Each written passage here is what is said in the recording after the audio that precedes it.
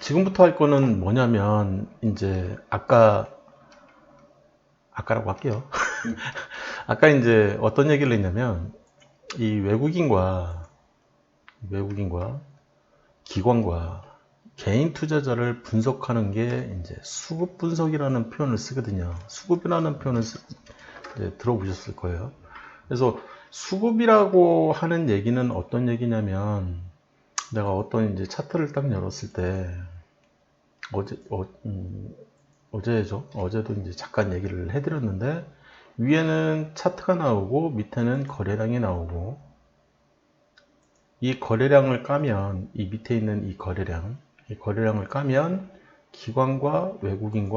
외국인과 기관, 그리고 개인의 이 비중이 이렇게 나오는 거죠. 근데 사실 이 기관이 팔았으면, 이 기관이나 외인이 팔았다. 그럼 받은 거는 이제 당연히 개인이 돼버리기 때문에 개인 차트는 일반적으로 안 보고요. 그리고 이제 이 트레이딩은 제일 잘하는 사람은 외국인이기 때문에 이 기관은 잘 안 보는 이제 경향이 있는데, 사실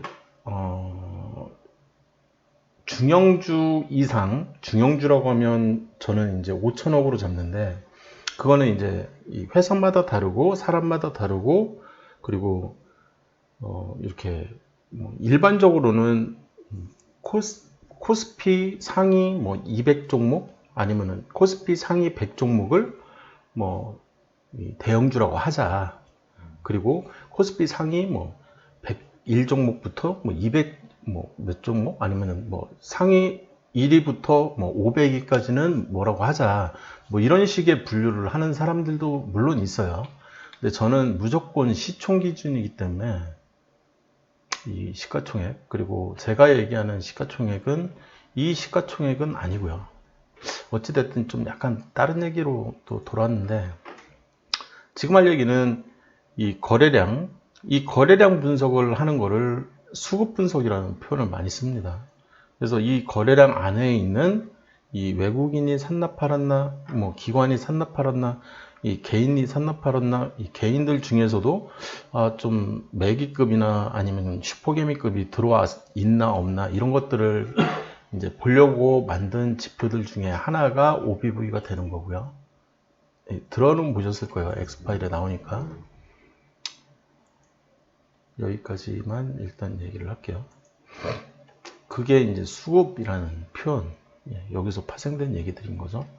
그래서 이 수급 분석 관련된 서적만 해도 이제 되게 많겠죠. 그 중에 한 권을 스텝 3에서 제가 소개를 하고요. 밑으로 이렇게 쭉 내려오면 스텝 3에 제가 이제 밑에 거래량은 그런 얘기 했잖아요. 이건 심리적인 공부이기 때문에 심리적 분석을 공부할 때 그때 이제 알려드리려고 이제 하는 거죠. 그래서 저 책은 기본서예요. 기본서. 저 책도 사셔야 되고요. 필수서인 거죠. 계속 반복해서 읽어야 되는 책. 그렇게 보시면 되고. 그래서 이제 지금 하는 얘기는 이 외국인에 이제 집중하려고 하는 거예요. 얘네들은 도대체 뭘 어떻게 할까? 얘네들은 뭘 어떻게 할까? 슈퍼매기급들은 뭘 어떻게 할까? 이런 생각들을 가지려고 하는 거죠. 그래서 외국인 이제 좀 디테일하게는 기관과 개인으로 당연히 나뉘는 거고, 기관만 있다는 생각은 버려야 된다는 얘기를 하는 거고요. 그래서 그 외국인이 중장기 투자를 할 수가 있죠. 그죠? 기관 같은 경우에. 그러면 기본적 분석은 80%라고 했는데, 사실 이쪽만 이제 파고드는 애널리스트들이 존재를 한다고 했죠. 그 보고서를 기반으로 해서 매매 트레이딩 하는 사람들이 이제 이렇게 존재를 하는 거고요. 펀드 매니저라고 하면서. 그래서 그 비중을 어떻게 가져가냐라고 했을 때, 사실 이 어떤 특정 기관은 이쪽의 비중이 굉장히 높을 수가 있는 거고, 그 높은 경우에는 이제 큰 돈을 다루는 경우에는 다 이쪽 비중이 높을 수밖에 없고, 일반적으로는 최소 중장기 이상의 투자를 하기 때문에 장기 투자자들도 상당히 많고요. 그런 모습들을 이제 볼 수가 있죠. 그래서 일단 여기까지만. 그리고 이제 개인 같은 경우에 이 외국인 개인 슈퍼 매기급들은 이쪽 기관 중에서도 중장기 투자하는 이쪽에 준하게 비중을 둔다는 거죠. 개인이지만. 개인 얘기하는 겁니다. 이거. 슈퍼 매기급 일반 개미들조차도 최소 알고 한다는 거죠. 이런 것들을 알고 주식을 하더라. 이 사람들. 그리고 이 사람들의 좀 상당수가 이제 우리나라하고는 아무래도 많이 다르기 때문에 외국 같은 경우에는 금융 지식을 많이 배운 상태에서 이제 시작하는 사람들이 워낙 많기 때문에 경쟁력이 우리나라가 많이 떨어지는 거죠. 그래서 이제 기관을 보면 이제 중장기 투자를 하냐 단기 투자를 하냐 그 비중 이 정도는 되는 것 같다. 그래서 이 기관 투자자들 같은 경우에는 이제 리스크를 떠안기를 싫어하기 때문에 심리적 분석에 이 리스크가 존재를 하고 있거든요. 리스크 매니지먼트 쪽은 다 심리 기법이기 때문에.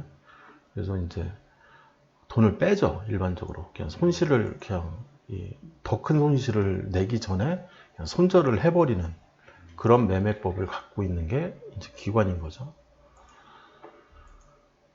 그 다음에 이제 개인은 문제가 이거죠. 제가 얘기하고 싶은 앞에 있는 모든 페이지들 중에 형님조차도 요거죠, 요거. 굉장히 위험한 심리 또는 친구의 또는 지인의 제가 들고 있어 그럼 나도 들고 있을까? 이게 굉장히 위험한 거라고요. 엄청 위험한 겁니다, 이거. 이쪽의 비중이 높으면 높을수록 위험도가 높아져요. 이 회사가 괜찮아. 진짜 돈을 엄청 많이 버는 회사야. 진짜 그런지 확인해야 돼요. 그 친구 주식 엄청 못해요. 네. 통장 한번 까봐. 그 얘기 한번 하셔야 돼요. 야, 네 통장 한번 보자. 너 그래서 작년에 돈 벌었냐? 올해는 얼마나 벌었냐? 재작년에는 얼마나 벌었어? 야, 그거 좀 보고 얘기하자. 네 말에 신뢰도가 있으려면 그 신뢰도를 생각을 해야 되거든요. 근데 그거를 생각도 안 하고 매매하는 거는. 그래서 저는 이제 유튜브나 뭐 이렇게 나오는 사람들 중에 통장을 까는 사람이 있고 안 까는 사람이 있잖아요. 펀드 매니저들도 이제 상당히 많은 사람들이 나오는데 통장 좀 깠으면 좋겠다. 통장을 깐 상태로 얘기를 하자. 네가 진짜 돈을 정상적으로 번 건지, 네가 몇 월 며칠 몇 시에 몇 시 몇 분에 어떤 종목을 샀고 이유는 뭐고 뭐 있을 거잖아요. 그리고 왜 팔았는지. 그러면은 이 차트로 보면 다 나오거든요. 그게 여기에서 샀구나, 여기서 팔았구나, 이런 게 다 나온다고요. 그렇잖아요. 그럴 수밖에 없거든요. 근데 그 통장을 못 간다는 거죠, 일반적으로. 저는 까야 된다는 입장이고. 그래서 통장 까라.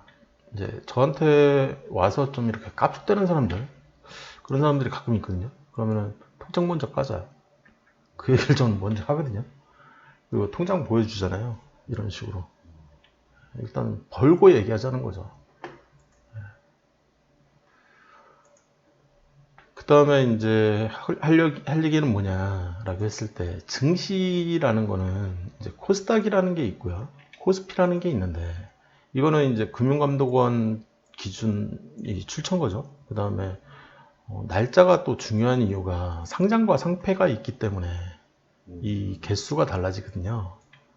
개수가. 그래서 코스피 유가증권시장이라고 부르는데 이 당시만 해도 1701개 종목이 있었는데, 이 이후에 이제 상장도 많이 했고 상폐도 많이 했기 때문에 코스닥 같은 경우에는 쉽게 얘기하면 이쪽에는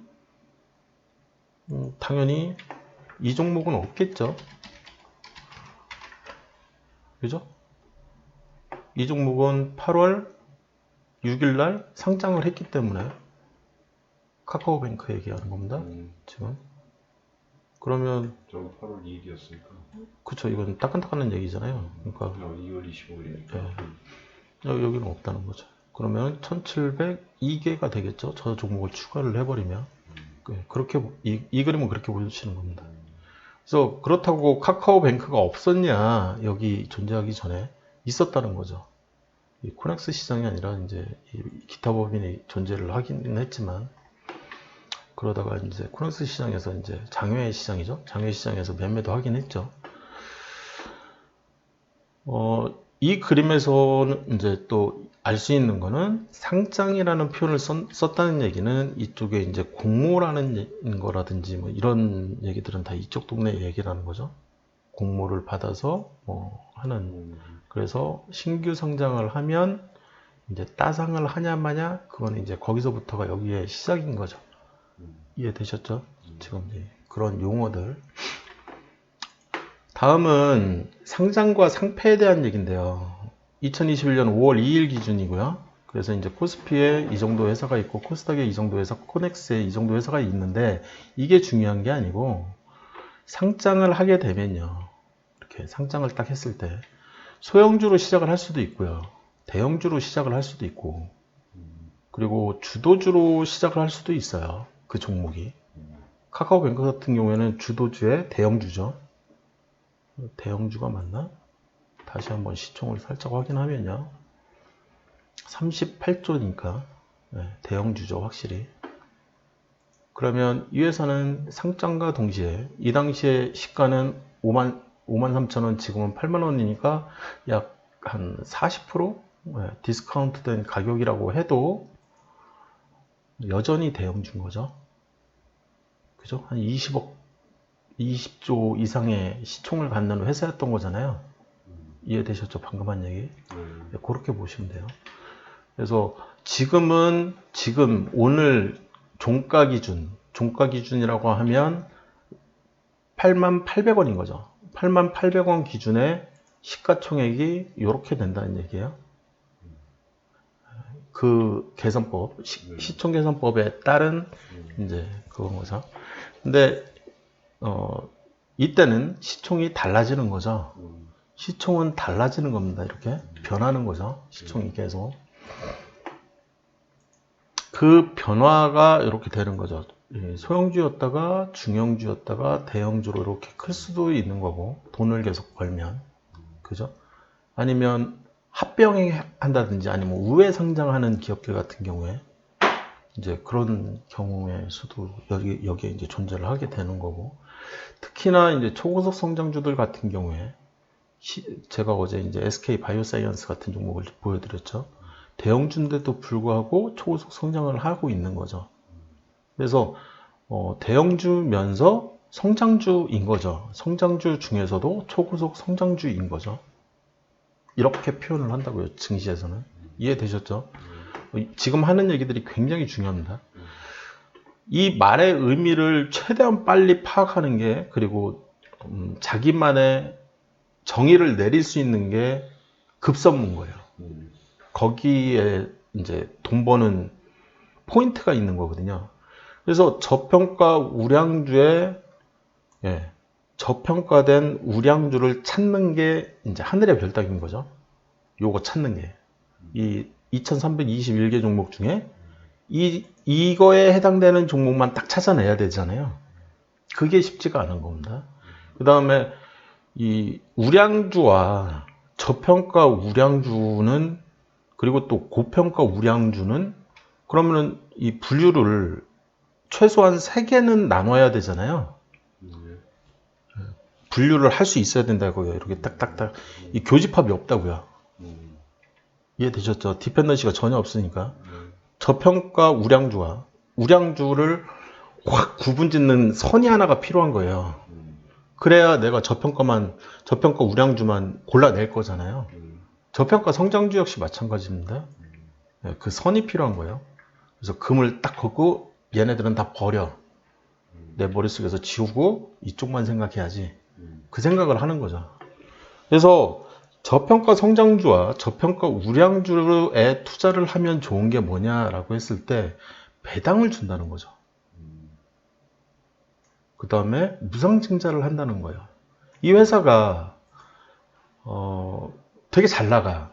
그래서 시설 투자를 하고 싶어. 또는 사람을 더 뽑고 싶어. 그럴 수가 있잖아요. 그때 내가 잔뜩 벌어놓은 돈이 저기에 있다는 거죠.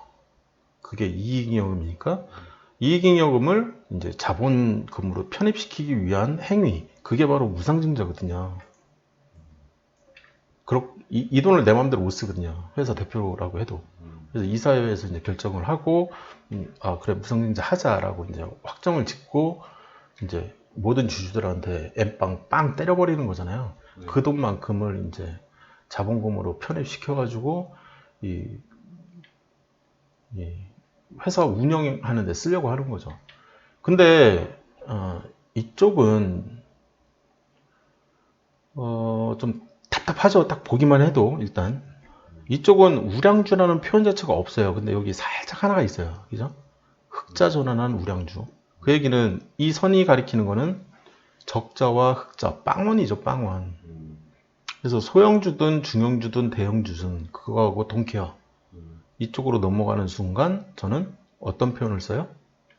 잡주. 네, 잡주입니다, 잡주. 그게 바로 잡주예요. 요 선라인에 딱 걸쳐 있는 게 잡주라는 표현이 여기 있는 겁니다. 잡주예요. 이거 분기적자만 나도 제가 잡주라는 표현을 쓰잖아요. 분기적자 발생과 동시에 그 종목은 우량주라는 단어는 절대 쓰지 마라. 굉장히 위험하다. 그래서 적자 난 순간 그 종목은 무조건 잡주 처리를 해줘야 되는 거예요. 그래서 흑자 전환이 가능해? 그러면은 일단 흑자를 찍어. 그때 흑자 전환 우량주가 되는 겁니다. 이해되셨죠? 어제 제가 신세계가 이런 케이스였죠, 그죠? 신세계 같은 경우에는 똥주였죠, 연적자.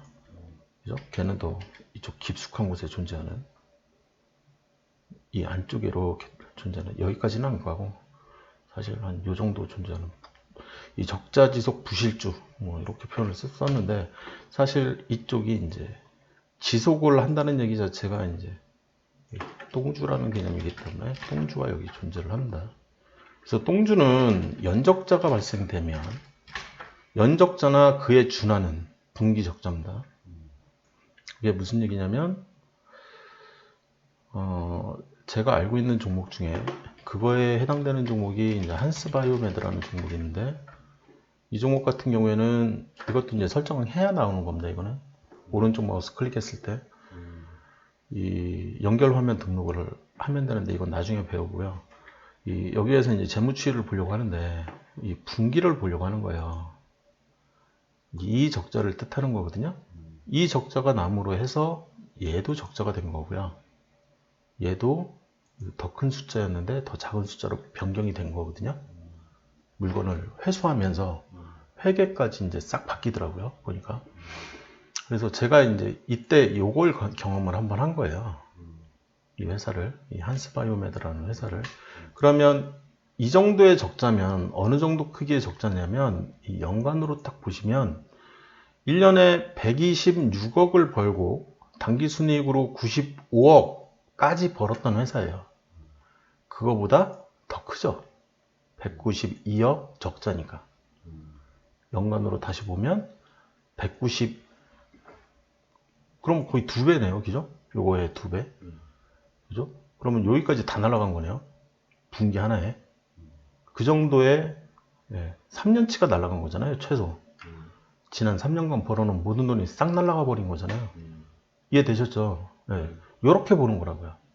이 숫자에 되게 민감하게 반응을 해야 되고 이 회사가 요런 악재를 탁 터뜨리면 어땠을 것 같아요? 차트는 당연히 이렇게 되는 거죠. 얘인 거죠, 얘. 폭락, 그냥. 그리고 나서 반등할 때 요거 조심하라고 했잖아요. 네. 추가 하락한다고. 그죠? 한 달 기준으로. 예를 들어서 여기서부터 한 달, 두 달, 세 달. 얘가 더 멀죠. 얘가 더 멀잖아요. 이 한 달이 더 가깝잖아요. 예. 여기서부터 한 달이 이렇게 이해되셨어요? 지금 폭락을 하면 한 달이 지나서 양봉인 날, 이날이거나 아니면 이날이 나오는 거죠. 제가 더사라고 하잖아요. 평락가는 여기고 여기서부터 여기까지 폭락을 해버린 거죠. 이해되셨죠? 무슨 얘기인지. 네. 지금 방금 한 얘기. 예. 저 사건은 이미 벌어졌어요. 근데 중요한 거는 내가 얘를 여기서 손절을 칠 거냐 말 거냐 이 결정을 빨리 해야 되거든요. 기관이나 외국인은 외국인 먼저 외국인과 기관을 보면 이날이죠. 그죠? 이날에서 이날. 기관 밑에 기관 보세요. 요 물량에서 이 물량으로 바뀐 거잖아요. 손절이죠. 이 개파락 음봉을 만든 거는 그러니까 정보력은 얘가 더 뛰어났던 거죠. 이 외인보다는. 왜냐하면 우리나라에서 얘네가 정보력이 더 뛰어나기 때문에 항상 얘가 먼저 움직이긴 하거든요. 그리고 나서 여기서 이거 만든 거, 여기서 요거 만든 거요. 손절 엄청나게 하죠. 이해되셨죠? 무슨 얘기인지. 방금 한 얘기. 이게 이제 손절이라는 거거든요. 그래서 똥주로 바뀌면, 그러니까 분기 적자인데 연적자가 예상되는 거죠. 네, 저런 일이 생긴다고요. 근데 이 종목 같은 경우에는 어떤 종목이었냐면 이전에 이 종목은 이렇게 보시면 쌍끌이었던 거죠. 기관 외인이 같이 막 이제 물량 이제 막 늘려가던 차에 저 사건이 벌어진 거죠. 이해되셨죠? 그래서 재무제표가 이제 미래에 돈을 더 많이 벌 것 같은데 그래서 얘네들은 포트폴리오를 집어넣고 이제 물량을 막 확대해 나가고 있었던 순간에 저 일이 탁 터지니까 그냥 손절하고 이제 빠져나간 거죠. 이렇게 이해되셨죠? 이 부분. 그래서 한 150봉 정도를 이렇게 보시는 거고요. 다 나갔죠. 그냥 200봉을 봐야 되나? 이때 나온 이때 들어온 사람들은 뭐 돈 다 나가고 그 전에 투자돼 있던 돈까지도 다 빼버린 거니까 그렇게 해석하는 겁니다. 이해되셨죠? 이 부분. 이게 지금 마이너스는 뭐예요? 보유량인데 마이너스가 기준점이 여기잖아요. 제가 제가 기준점 얘기를 계속 하잖아요. 여기를 0으로 잡아 버렸잖아요. 0이 아닌데. 네, 그래서 이렇게 이제 표현이 되는 거죠.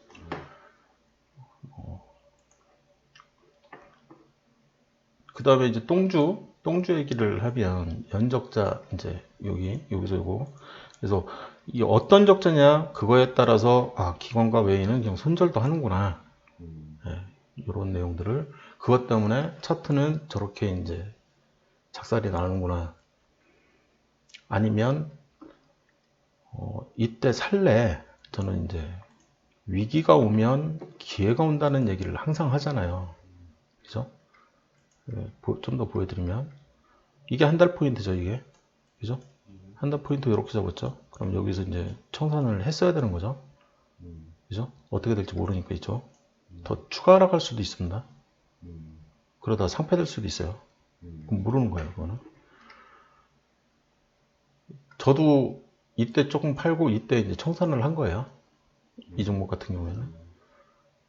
그래서 3개월을 보시면 한 달, 두 달, 세 달 해서 이쪽으로 쭉 내리크면 이쪽이 나오는 건가요? 이 오른쪽? 여기가 나왔네요. 그죠? 물리죠? 여기서 샀으면. 지금 그거 보여드리는 거예요. 물릴 수도 있다고 이렇게. 그럼 이제 마음고생 되게 많이 하죠? 3개월 정도 마음고생 해야 되니까. 그리고 나서 한 여기 이쯤 돼야 이제 털겠죠? 그죠? 내 평단가 생각하면. 그리고 나서 6개월 보여드리는 거예요. 하나, 둘, 셋, 넷, 다섯, 여섯. 여기거든요. 제가 6개월 포인트 잡아서 매매를 하는 게 차라리 낫다. 이날 사는 게. 이게 제일 안정적이라고 했잖아요. 어제도. 6개월짜리가 제일 안정성은 있습니다. 한 달짜리보다, 세 달짜리보다. 문제는 이제 마음고생인 거죠. 마음고생을 좀 오래 해야죠. 그건 이제 본인의 책임이니까. 제가 그랬죠. 샀는데 떨어졌어. 손절할 거야? 이제 아니면 버티다가 더 살 거야. 이 종목 여기서 손절하면 여기서 못 삽니다, 이거. 적자 저렇게 난 종목을 살 수 있을 것 같아요? 못 사요. 이해되시죠? 무슨 얘기인지. 네, 그리고 이 사이에 할 일이 어제 이제 보여드렸던, 어제 이제 뭘 보여드렸었냐면, 전자공시 시스템을 보여드렸죠. 물론 뉴스도 찾아봐야 되지만 항상 모든 분석의 기본, 제일 어떤 큰 사건이 벌어졌을 때는 얘를 기준으로 먼저 보시는 게 좋아요. 그래서 얘를 해석을 할 수가 있어야 돼요. 그래서 한스 바이오메드를 이쪽에서 찾는 거예요. 한스 바이오메드를. 그래서 여기에 나오는 보고서를 가능하면 최대한 많이 읽어주는 게 좋습니다. 처음에 초창기에 이제 아무것도 모를 때는 저는 이제 일단 손절을 못하게 하기 때문에 이런 포인트들을 저는 이제 알고 있으니까 손절을 못하게 하거든요. 견디라는 거죠. 본인이 투자를 잘못했으니까 마음고생도 좀 해보고 하루 이틀 주식할 거 아니니까 어차피 평생 할 거잖아요. 그러니까 이런 매매법도 있고 저런 매매법도 있는데 이 머리 아픈 매매법, 손실을 여기서 안고 가는 것보다 이 회사 안 망한다는 대전제가 일단 필요하잖아요. 이 회사가 안 망한다는 대전제는 결국에는 제가 유보율을 보면 된다고 했잖아요. 이 회사에 돈이 있어 없어? 그거를 일단 제일 먼저 보셔야 되는 거죠, 사실. 그 부채 비율이나 이제 유보율이나 뭐 이런 안정성 지표들을 이제 봐야 되는 거죠. 바로 직전, 이 사건이 나기 바로 직전 상황, 그때. 보시면 유보율이 1400%예요, 1400%. 돈 많죠? 그죠? 제가 500%만 돼도 뭐 한 3년은 간다고 했잖아요, 최소. 뭐 안 망한다는 거죠, 이 정도 회사면.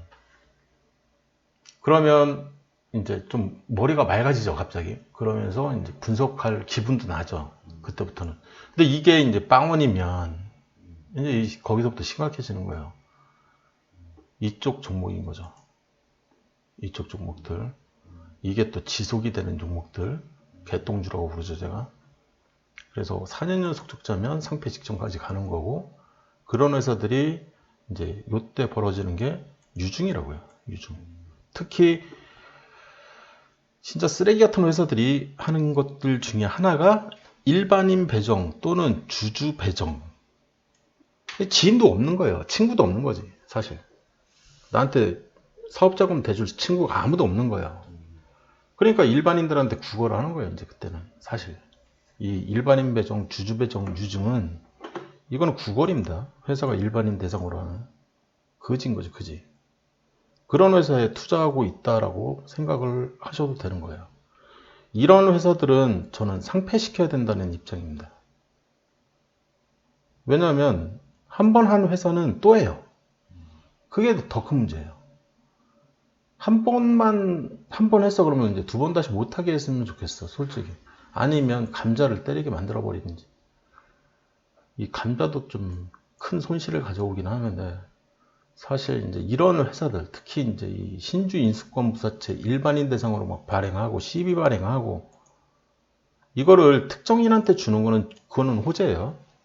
엄청난 호재거든요. 지인한테 내가 너 주식 줄 테니까 나한테 좀 투자 좀 해라. 그러면 회사 입장에서는 돈이 들어오는 거고, 이제 이거는 이제 매기급이나 아니면 슈퍼개미급이 들어오는 거니까, 그잖아요. 큰 돈이 들어오는 거니까. 100억, 200억. 기본 단위가 그거잖아요. 그러면 그게 이제 큰 돈으로 들어오면, 그거는 이제 굉장히 큰 호재죠. 그런 친구가 이제 사업하면서 한 명도 없다는 거는 잘못 살았죠. 제가 보기엔. 사업을 몇 년을 했는데, 하여튼 굉장히 큰 문제입니다. 그거는. 우리나라 이 증시에서 제일 큰 문제는 이 두 개예요. 그래서 이제 감자로 가서 상폐되는, 그래서 퇴출되는. 근데 문제는 이 기간이 또 있거든요. 기간이 되게 오래 걸려요. 생각보다. 뭐 바로 이렇게 상폐되는 게 아니라. 제가 이제 어제 이 예시를 좀 보여드리려고 두산건설을 열었는데 이제 차트가 사라져버렸죠. 그래서 조금 이제 가장 최근에 이 따끈따끈한 차트를 보는 게 좋긴 한데, 이쪽은 제가 좀 말을 오랫동안 했죠. 이쪽 이해를 좀 해야 되기 때문에 이런 용어들은 이쪽에 존재를 하니 이런 기업은 쳐다보면 된다 안 된다? 안 된다. 당연히 당연히 안 되는 거예요. 그러니까 배제하고 시작. 그렇죠. 얘네들은 우량주도 아니다? 그런다. 당연히 아닌 거예요. 당연히 이런 거 하는데 이런 종목을 우량주다? 너 머리가 어떻게 된 거 아니야? 좀 생각 좀 다시 해봐. 감자한 지 얼마나 됐다고 그런 회사를 우량주라고 얘기를 해. 그건 좀 다시 생각해야 되는 거 아니냐? 그렇잖아요? 재무구조가 많이 개선돼요. 감자하면.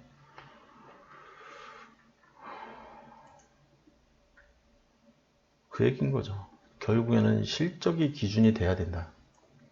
저는 이 생각에는 죽을 때까지 변함이 없을 것 같고요. 일단 우량주의 기준점을 잡아야 되잖아요. 그러면 너 흑자야? 요 선, 기준이 필요하잖아요. 이 선의 기준은 흑자냐 적자냐. 그래서 기준점은 요걸로 잡아야 되는 게 맞다. 그래서 흑자가 지속 중이야. 하다못해 1억이라도 하다못해 1억이라도 계속 흑자 지속이 되고 있어. 그러면 내가 우량주라고 인정을 해줄 가능성이 생기는 거죠. 가능성이 생기는 거예요.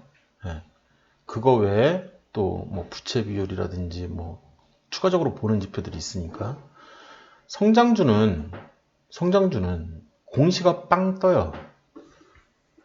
공시가 예를 들면 제가 이제 성장주의 대표적인 케이스 가장 따끈따끈한 게 이제 SK 바이오 사이언스잖아요. 지금 따끈따끈하니까.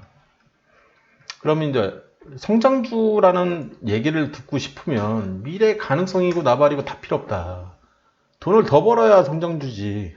미래 가능성이 있다고 그거는 작전주라고 저는 표현을 하거든요. 실적이 없으면 무조건 다 작전주예요. 그냥 다 작전주로 보내버려요. 그래서 네가 성장주야 진짜? 그걸 확인하는 가장 손쉬운 방법은 공시 하나입니다. 공시 하나. 이 공시가 있어야 성장주 인정 제가 대접을 해줘요. 어디 갔냐? 이거는 뭐 이렇게 찾으면 찾기가 힘드니까. 그래서 차트에 공시 바로 띄우잖아요. SK 바이오사이언스. 그냥 공시 눌러버리면 공시가 이제 하나가 딱 보인다는 거죠. 제가 원하는 공시가.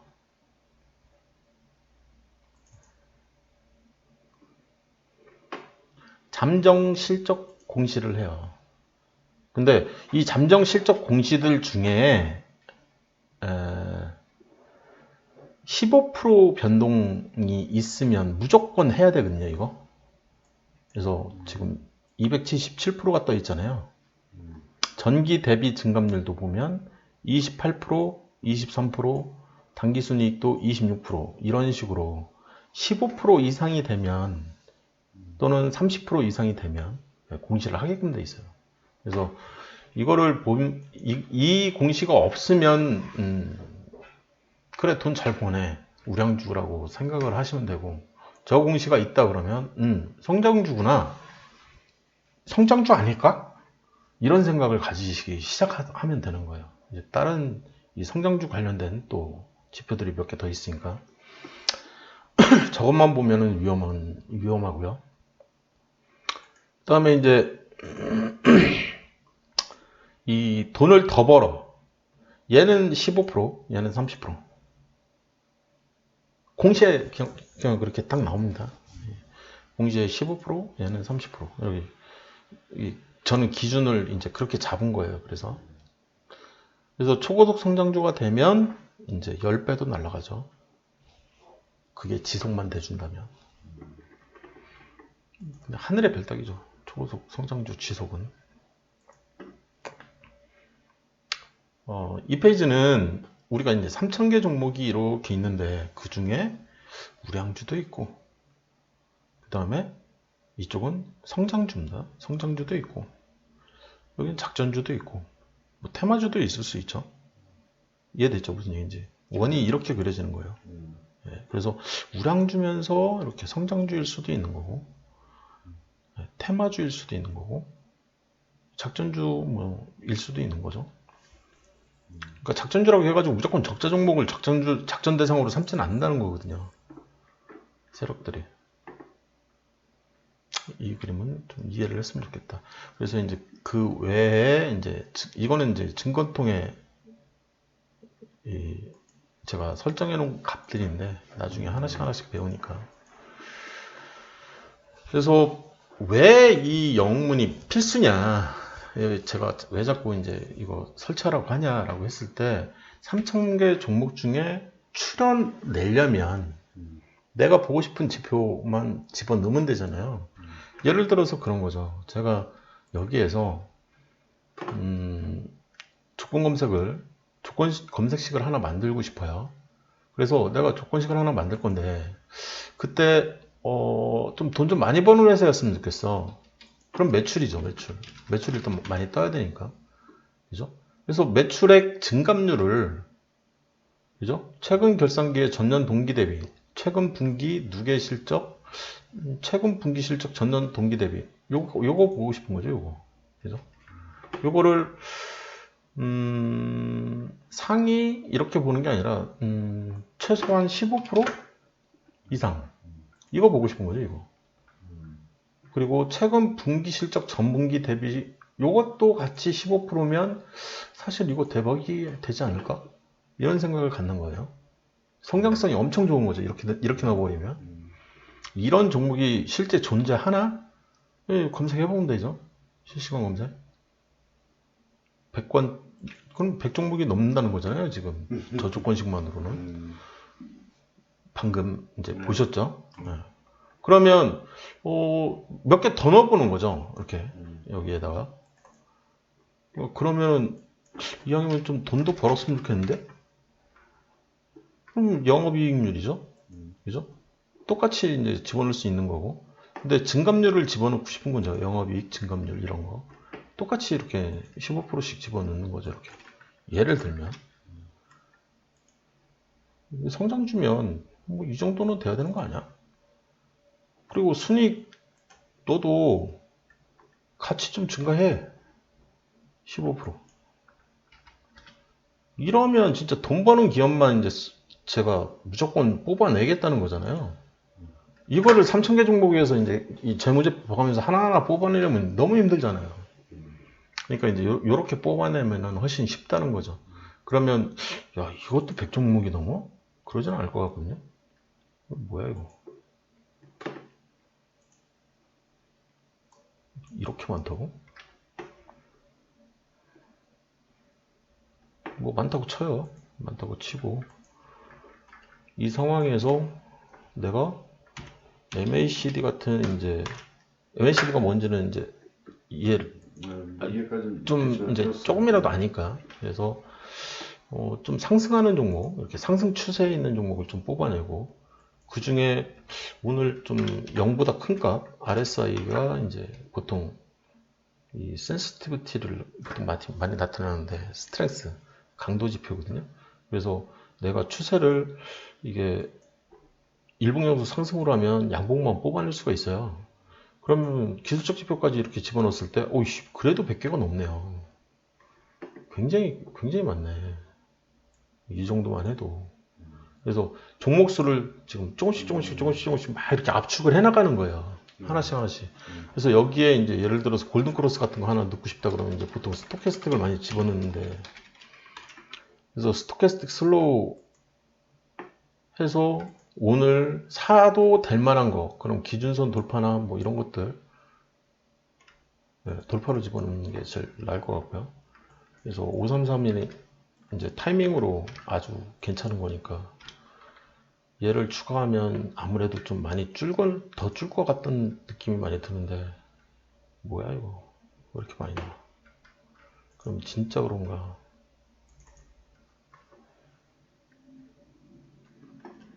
알트캐스트 얘가 나온 거죠. 예를 들면 이렇게 뽑아낼 수가 있는 거예요. 근데 이제 성장주들의 가장 큰 특징 중에 하나는 이미 고점인 상태고, 이렇게 딱 봤을 때 차트를 보면 고점인 상태에 있는 게 굉장히 많아요. 이미 올라서 굉장히 많이 높은 가격이거든요. 지금 이 4,000원에서 지금 16,000원, 15,000원이니까 거의 근 3배 이상 간 그런 종목들이 이제, 왜냐면 성장주의 특징 중에 하나가 이거거든요. 돈을 잘 벌고 있는 회사이기 때문에 이미 꼭대기에 가 있는 거죠.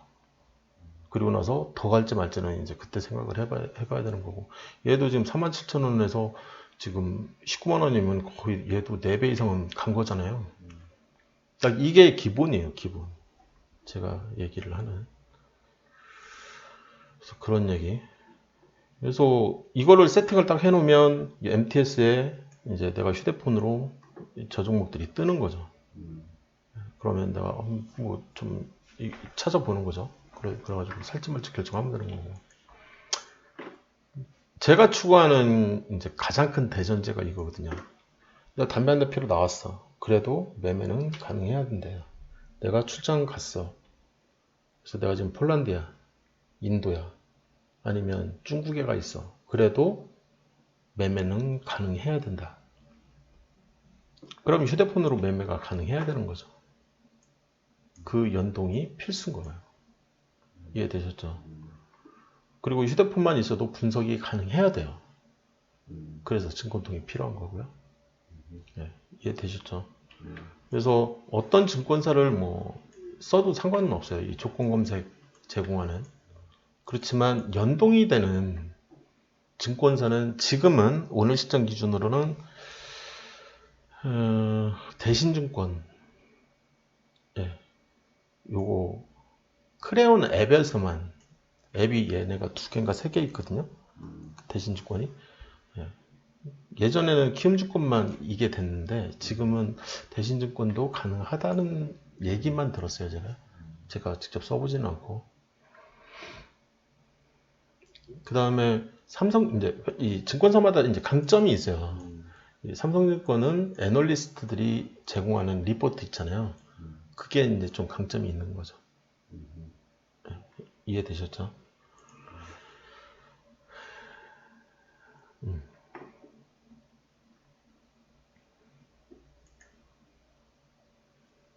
다음에 이제 이 얘기는 그래서 이제 조건식 해서 이제 만들어서 쓸 생각이다. 하나씩 집어넣을 거다. 조건식에서 제가 아까 클릭해가지고 찾아서 걔를 집어넣어서 이 값을 이제 수정해서 쓰는, 그거를 이제 할 수 있어야 되는 거죠. 그죠? 3,000개 종목 중에 압축을 막 해야 되잖아요. 압축하는 과정인 거죠. 그러려면, 압축을 하려면 내가 유동비율이라는 거를 넣고 싶을 수 있잖아요. 그죠? 그러면 얘가 뭔지를 알아야 되잖아요. ROE가 뭔지도 모르는데 이 몇 프로가 좋은 건지 이걸 넣을 수가 없다는 거죠. PBR 역시 마찬가지고. 이해되셨죠? 여기에서, 이 페이지에서 여기서부터는 잠깐 쉬었다 할게요.